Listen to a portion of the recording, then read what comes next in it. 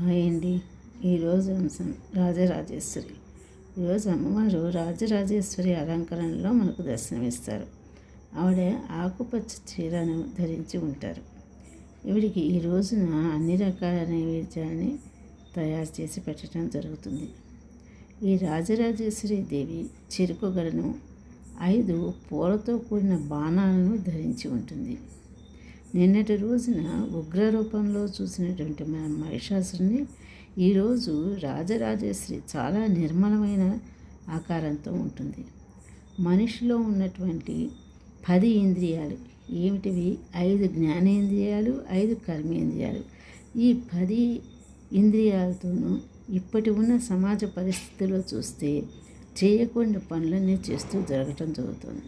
అటువంటి ఇంద్రియాలన్నీ హరింపచేయటానికి ఆవిడ ఆ పుష్పబాణాలను పట్టుకొని రెడీగా ఉంటుంది. ఎందుకంటే మానవుని ఉద్ధరించడమే ఆమె యొక్క పని. మన యొక్క పురాణ కథలన్నీ కూడాను అన్నీ జరిగిన కథలు. మానవ చరిత్ర వలె ఈ పురాణాలు కూడా ఒక కాలానికి సంబంధించి ఉండవు, ఎప్పటికప్పుడు జరుగుతూనే ఉంటాయి.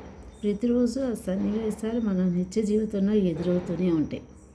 ఈ మహిషాసుర మర్దనం కానీ, రావణ దహనం కానీ ఇవన్నీ కూడాను జరిగిన కథలు.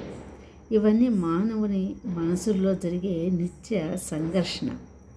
వాటితో పోరాటం చేస్తూ తనలోని ఈ రాక్షస ప్రవృత్తిని జయించాలి అని మానవులు ఉన్నతంగా ఎదగటమే ఈ పండుగల యొక్క పరమార్థం. అయితే ఈ దసరా అనేదాన్ని దసహరా అని కూడా అంటుంటారు. అంటే 10 రోజుల పండుగ కాబట్టి దీన్ని ఆ విధంగా కూడా పిలుస్తుంటారు. ఈ దసరాలో మొదటి 9 రోజులు అయిపోయిన తర్వాత చివరి రోజున విజయదశమి అని జరుపుకుంటూ ఉంటాం. మనలో ఎప్పటికప్పుడు విజృంభిస్తూ ఉన్న రాక్షస శక్తులపై విజయమే ఈ విజయదశమి అని చెప్పుకోవచ్చు. ఆ రోజున జ్ఞానాగ్నిలో వ్యతిరేక భావాలన్నింటినీ మంటల్లో వేయాలి అని, లోపలి పొరల్లో ఉన్న జ్ఞానాన్ని పైకి తీసుకురావాలి అని, అలాంటి ఆనందానుభూతిని మన చుట్టూ సమాజంలో ఏర్పరచుకోవాలి అన్న సందేశంతో ఉంటుంది. ఈ రోజున ప్రతివారు ఏదో ఒక సేవా కార్యక్రమంలో కూడా నిమగ్నమై ఉంటారు. మనలో ఉన్నటువంటి జడత్వాన్ని మానవుడు పరిపూర్ణుడిగా కావాలి. దీన్ని ఎదిరించడానికి ప్రతి ఒక్కరూ తమ మనసుల్లో బుద్ధితో నిరంతరాయమైన పోరాటం జరుపుతూ ఉండాలి. చివరకు మంచి మాత్రమే జయిస్తుంది. విజయదశమి నాడు అందరూ రావణుని బొమ్మను తగలపెట్టడం అనేది జరుగుతుంది. రావణుడు అహంకారానికి ప్రతీక. అహంకారము కేవలం ఒక ముఖంలో మాత్రమే కాకుండా ఈ రావణుడు 10 తలలతో ఉంటాడు.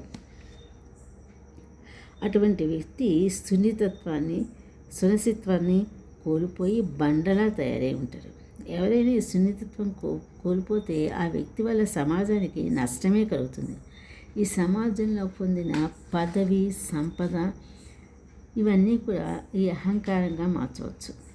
ఇవేమీ లేని వ్యక్తుల్లో వ్యతిరేక ధోరణుల వల్ల, దుష్ట కామాల వల్ల అహంకారం అనేది ఎక్కువ అవుతుంది.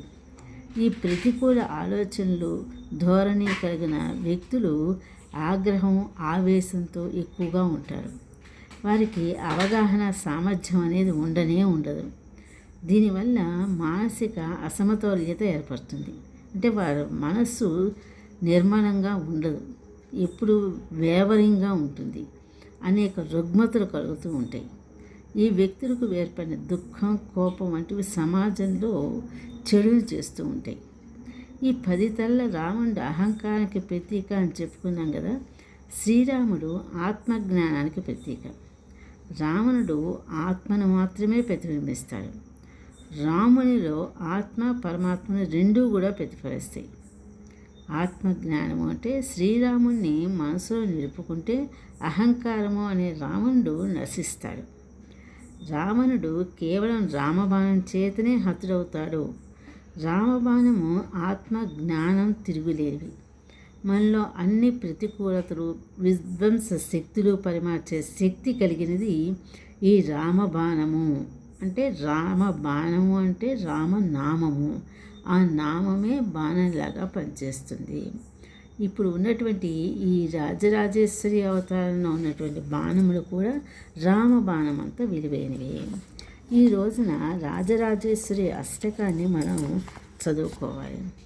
అంబా శాంభవి చంద్రమౌళి రబలా పర్ణా ఉమా పార్వతీ కాళీ హైమవతి శివా త్రినయని కాచాయని భైరవి సావిత్రి నవయౌవనా శుభకరి సామ్రాజ్యలక్ష్మీ ప్రదా చిద్రూపీ పరదేవత భగవతి శ్రీరాజరాజేశ్వరీ.